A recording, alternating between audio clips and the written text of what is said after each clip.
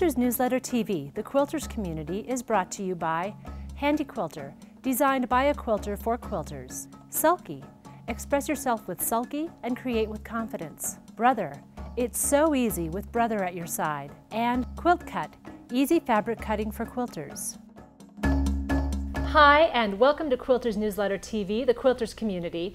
I'm Mary Kate Karr-Petras, and I am an associate editor for Quilters Newsletter, but today I'm joined by editors from some of our sister publications here in our offices in Golden, Colorado. I'm going to let them introduce themselves. So, first, I'm Lori Baker from Quilters Newsletter. I'm Diane Harris. I'm with Quiltmaker. And I'm Valerie Euland. I'm with McCall's Quilting. So today we're going to be talking about modern quilting.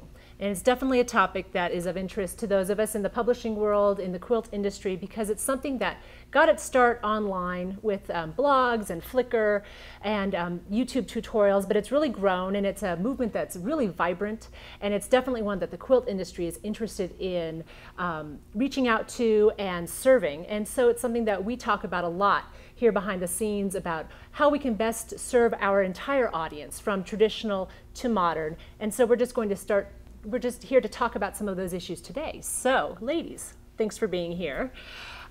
First, let's sort of just throw out some ideas about what generally people think of when they think modern quilting. I know that sometimes we ask our readers, well, do you consider yourself modern? And sometimes they'll say, yes, I use a rotary cutter, so I'm modern. Because they're thinking about, you know, maybe their mothers who use templates and scissors. So what do we think about when we think about modern quilting? What are some of the hallmarks? To me, one of the things that comes to mind right away is improvisation and kind of different techniques, well, improvisational techniques, a little bit more free form. Lots of negative space, lots of solid colors. So by negative space, we're talking about, you know, maybe alternate blocks, or even just large panels. Large panels. So in a traditional quilt, we're used to alternate blocks. We'll have pieced blocks, you know, and then alternate blocks where we might do some lovely quilting. You know, you see the Amish doing that. Right. But with the modern negative space, it could be like really large spaces of nothing pieced. And going along with what Lori said about the negative space, what happens with that negative space is that it leaves room for gorgeous quilting. So I see more of an emphasis on the quilting than the piecing sometimes, which I think is a wonderful thing to have happening. So let's talk about a little bit more specifically about the types of quilting we do see, though. So again, if we go back to Amish, you see lovely, gorgeous negative space with amazing quilting. Motifs that are maybe, you know, feathers and wreaths and things very like traditional. That. Traditional things. So when you think of that gorgeous quilting you see in a modern quilt, the motifs are different, right? I mean, first of all, it's machine. Generally speaking, you don't see a lot of hand quilting in the modern quilt movement. It's not that it doesn't happen, but what do you think of in terms of designs or motifs? Well, I think the motif shapes can be somewhat traditional.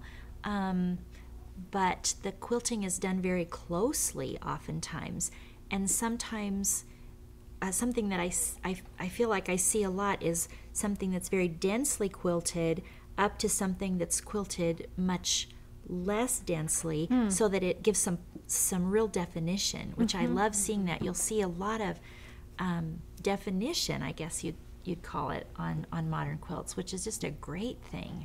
Well, and in some of those large negative spaces we're talking about, that negative space might be a solid, but it might be broken down into smaller areas and then different varieties of quilting within the smaller areas. That's really prevalent in modern quilting as well. Can we take a look at this quilt that you brought, Valerie? Because I think this is some really beautiful quilting of the style we're talking about.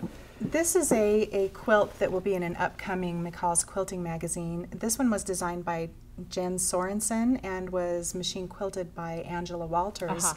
And, who's a very well-known name. Yes. She's really gaining a national profile, or has a national profile, but has been very well known among modern quilters for yes, a she while. has. And from my understanding, I don't think she even necessarily considers herself in one camp or the other, but but I know she is quite popular amongst modern quilters. She does gorgeous work. Yeah. So, for example, she's taken this block right here and kind of done a small inner border and then quilted within that inner border. And that's something that's a little bit more innovative than what we would see in traditional quilting. I think that's a good example. And then there's more of that same type of thing going on, for instance, here in this green, where you're right, she's actually creating borders within patches. Right. And it's very dense. I mean, this has not been washed, but it's pretty. You can definitely feel how dense the quilting is in places, and it's beautiful. Yeah. And interestingly, if you look at the little teal blocks, those are a type of feathers that are done. I'm assuming without marking. Right. Looks free motion. Done free form, Very well. free hand. Very well done. So this quilt in particular I brought because I wanted to talk about how this shows a little bit of an example of the influence that modern quilting has had on traditional quilting. And I feel this quilt is modern in that it has bold, bright colors, strong geometric shapes, no borders, solids mixed in, and yet at the same time it really reflects tradition in that it's more precision piecing and caring more about perfect points and technique and accuracy. And this one even all the way, in fact, is paper foundation pieced for accuracy and precision. And I like it as an example of modern quilting's influence on traditional quilting and how they really do cross over. Yeah. I think a word that modern quilters, or that is associated a lot with modern quilting, is the idea of fresh. And again, that connotes a lot of things to a lot of different people, but maybe it's this a consistent use of white. So that's not across the board, the use of white, but we see that down here.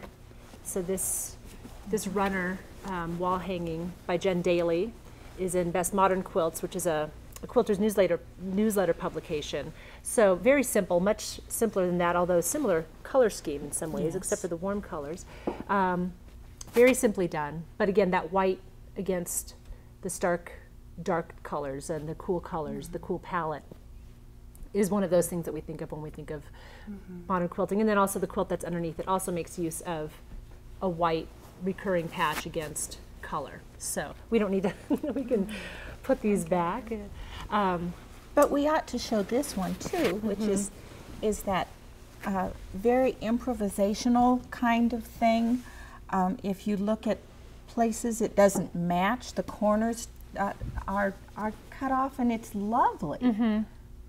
Yes, this is one by Kim Hansen, who's a designer that I think has worked with a few of our titles, and she does great work, very personal, and I think that's another thing that maybe modern sort of straddles traditional and art quilting. In terms of, I'm just going to do, I don't need to follow all the rules all the time, you know, because this look makes me happy. That's something that I associate with maybe a modern aesthetic or a modern approach. Embracing the creative process, the wonkiness, if that's how it turns out, just accepting it as it is and just really enjoying the creativity and seeing what one comes up with. Interestingly enough, I love what they call wonky now, being very improvisational and using shapes that are a little funky and off. But interestingly enough, the quilting legend, Gwen Marston, was doing this exact thing with improvisational piecing almost 20 years ago, and you know, published her book, Liberated Quilt Making. And so it's interesting to me that now a wider audience has embraced that kind of freeform piecing and is kind of giving it a second life, which is really wonderful. And even if you look back at the G's Bend quilts, obviously they were doing it just out of their own necessity, out of their own aesthetic sense, and so, you know, everything old is new again. Absolutely. Especially in quilting. We can always look back and see examples, but it is interesting to see how it sort of is codified, or how certain ideas gel and become hallmarks, as we said, of this particular movement.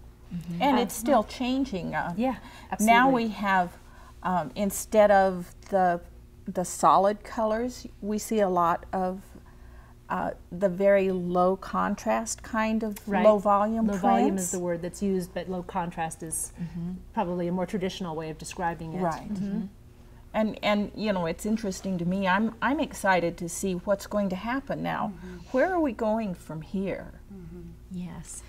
I love the low volume idea, Yes. and every once in a while when I pull a pattern out of a magazine or see something in a book that I love, I'll mark it, try with low volume Right. fabrics. Interesting. Because I like the idea, and I'm really more of a traditional quilter, but I'm taking ideas from the modern quilting movement and applying them to what I do, and I think a lot of people are doing that. Absolutely. And in fact, we have a, I'm sorry, were you going to say? Oh. I'm going to jump in. Oh, yeah, I was just going to say that really no discussion of modern quilting is complete without talking about the online aspect and the social community online.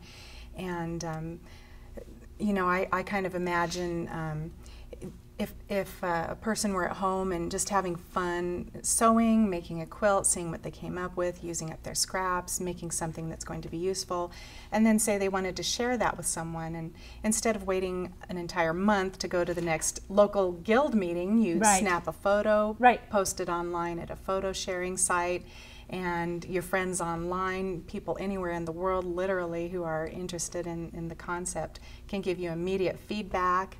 And then that person, for example, decides they want to give a try what you did, and you know, modifies it slightly and puts their own spin on it. And again, instead of waiting another month to share that with a local It's just that guild. instant feedback, and trading of ideas.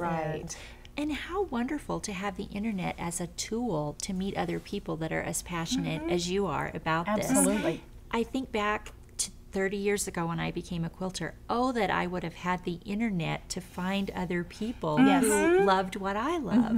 It wasn't so easy. So it's so wonderful to see what the online quilting community is up to, and that instant feedback, like you said, it's amazing. And that, I think, did help contribute to the way it grew.